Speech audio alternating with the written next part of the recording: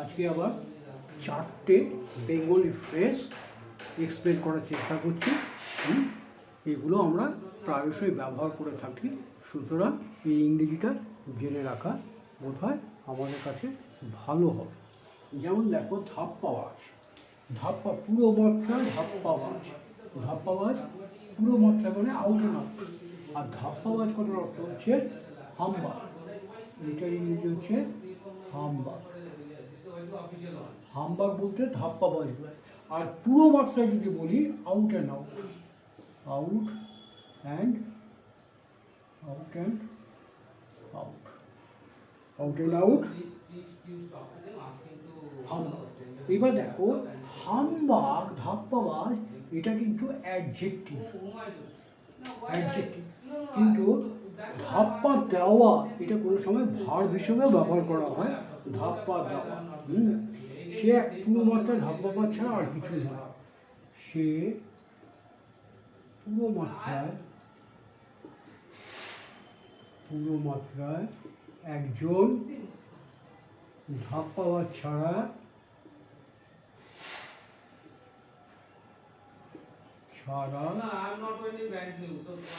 আর কিছু নয়।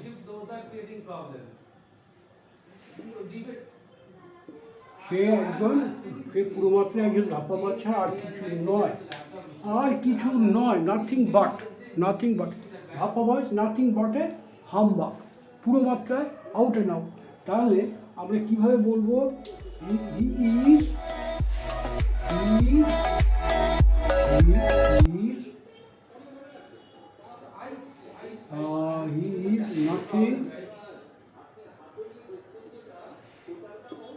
nothing but a out and out humbug.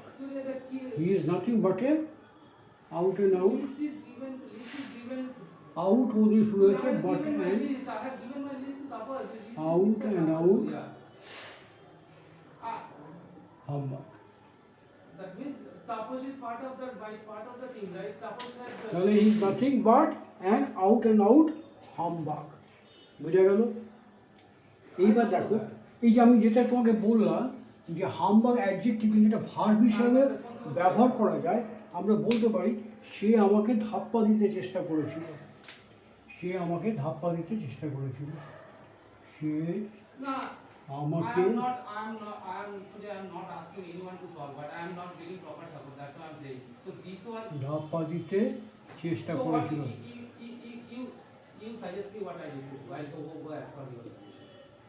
আমাকে ধাপ্পা দিতে সে চেষ্টা করেছিল। ই ট্রাইড কি করেছিল? ধাপ্পা দিতে। এখানে ধাপ্পা দিতে হাম্বাগ ভার্ব হিসেবে আমরা ব্যবহার করতে পারি।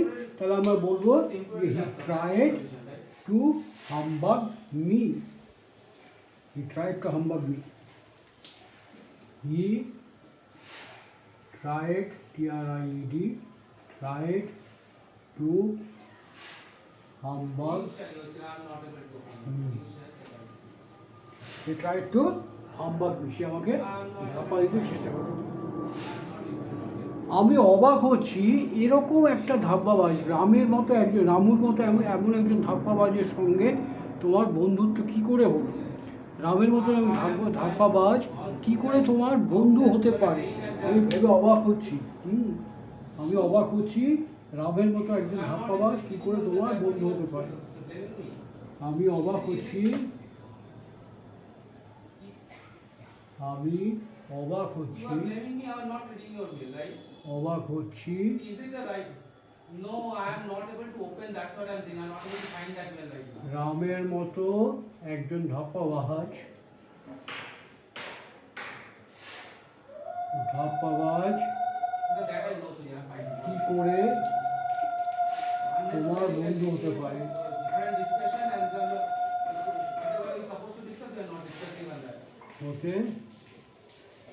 পারে?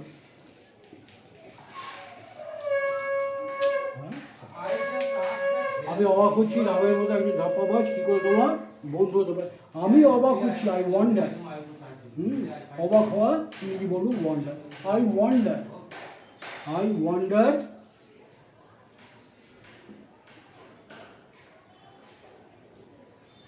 I wonder, W-O-N-D-R, I wonder. রামের মতো, রামের মতো। আর দেখো আরেকটা কি বলছি, এমন একজন ধাপ্পাবাজ, রামের মতো একজন। এখানে মতো ইংরেজি তোমাদের আগেও দেখেছি আমি, লাইকের ব্যবহার হয়।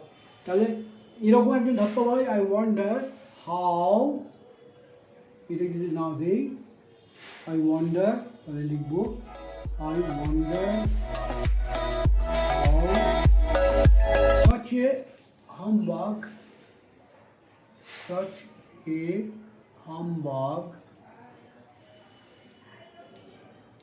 রামের মতো, like Ramu, like Ramu.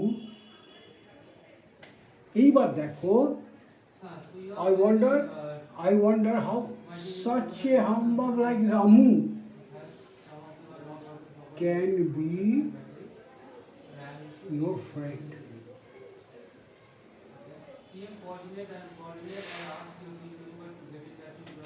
So I wonder how such a humbug like Ramu can be your friend. এটা আমরা করতে পারি। হলো, এবার আরেকটা দেখো, চোখের পর্দা নেই। চোখের পর্দা নেই মানে কি, নির্লজ্জ ব্যক্তি, শেমলেস ফেলো। চোখের পর্দা নেই, তার চোখের পর্দা নেই, তারপরে সে একটা নির্লজ্জ ব্যক্তি, শেমলেস ফেলো। এ শেমলেস, একসঙ্গে হবে, শেমলেস ফেল।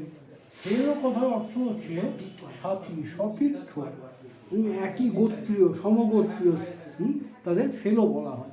শেমলেস ফেলো, নির্লজ্জ ব্যক্তি। তারপরে এই যে আগে যে সেন্টেন্সটা করলাম, ঠিক একই রকম করতে পারি। যেমন তার মতো নির্লজ্জ ব্যক্তি আমি দেখিনি, তার মতো নির্লজ্জ লোক আমি আর দেখিনি।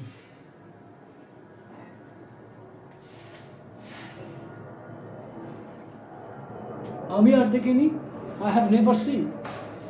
আমি আর দেখিনি, নেভার সিন, কখনো না, never. I have never seen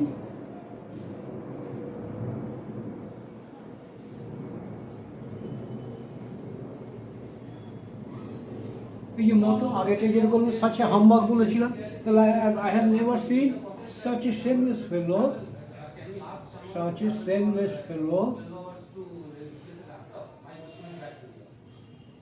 Is that a process? I have never seen such a shameless fellow. কার মতো, তার মতো, like him.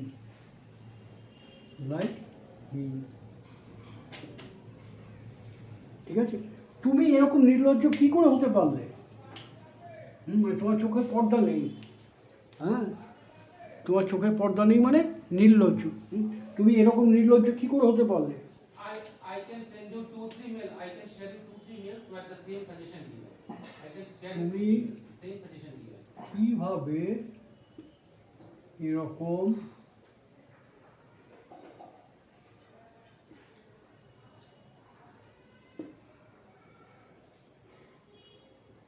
পর্দাহীন চোখ হতে পারলে? পর্দাহীন চোখ তার মানে নির্জল হতে পারলে।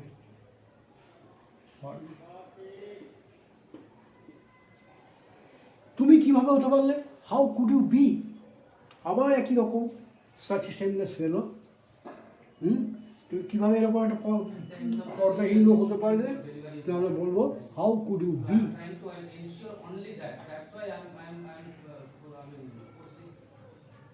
How could you be, how, এত ভুল, হাউ কুড ইউ বি এরকম পর্দাহীন চোখ, তারপরে how could you be such a shameless fellow.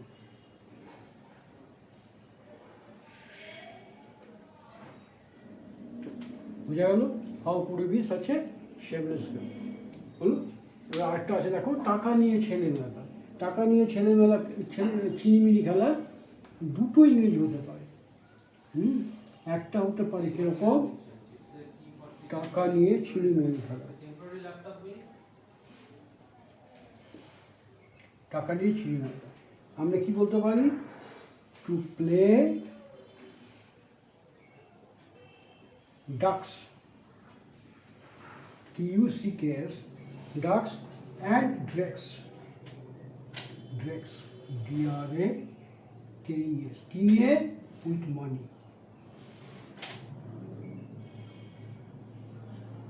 তাহলে to play ducks and drakes with money, এই যে প্লে বললাম, এখানে প্লের বদলে আরেকটা করা যেতে পারে, আরেকটা ইংলিশ হতে পারে এই প্লের বদলে to make, to make, to make ducks and drakes with money. তিনি কিছুতেই তার ছেলের টাকা নিয়ে ছিনিমিনি খেলা বন্ধ করতে পারলেন না। তিনি আবার দেখ এরকম হয়, টাকা নিয়ে ছিনিমিনি খেলো না, এরকম যদি বলি টাকা নিয়ে ছিনিমিনি খেলো না, টাকা নিয়ে ছিনিমিনি খেলো না মানে অপচয় করো না, ছিনিমিনি তার মানে টাকার অপচয় করো না, টাকা নিয়ে ছিনিমিনি খেলো খেলো।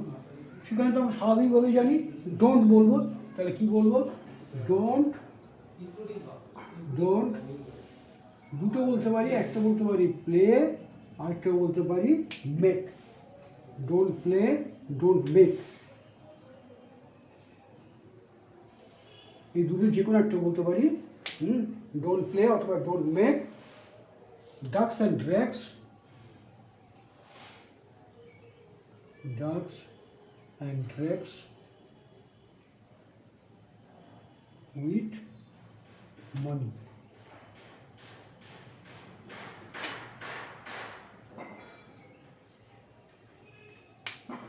আবার দেখো এরকম বললাম,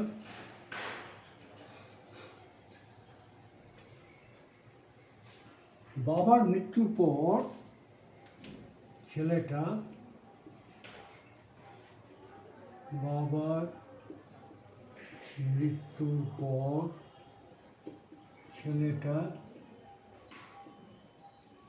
টাকা নিয়ে ছিনিমিনি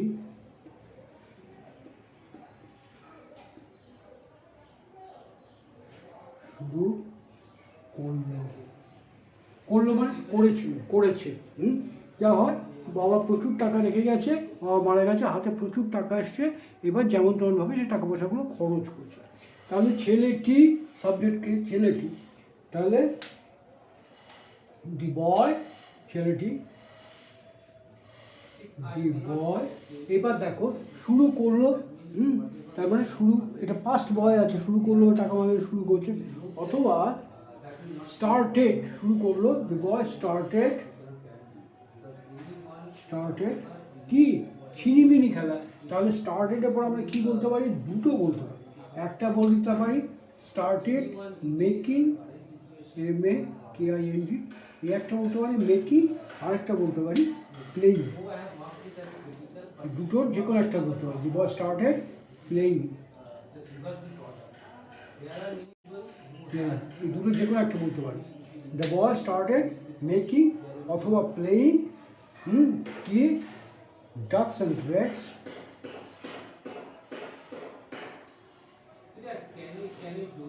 ducks and drakes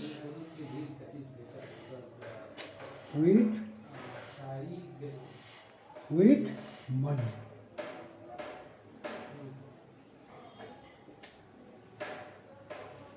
হলো। এইবার দেখো বাবার মৃত্যু, এবার কি হয়েছে? বাবার মৃত্যুর পর, আফটার হিজ ফাদার্স ডেথ,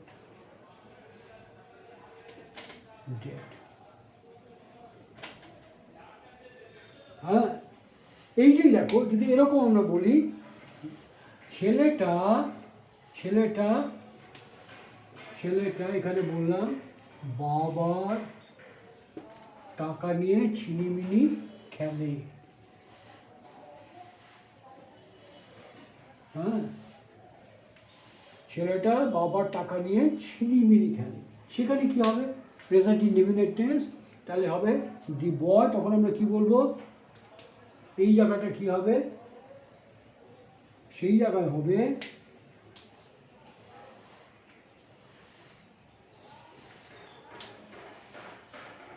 দি বয়,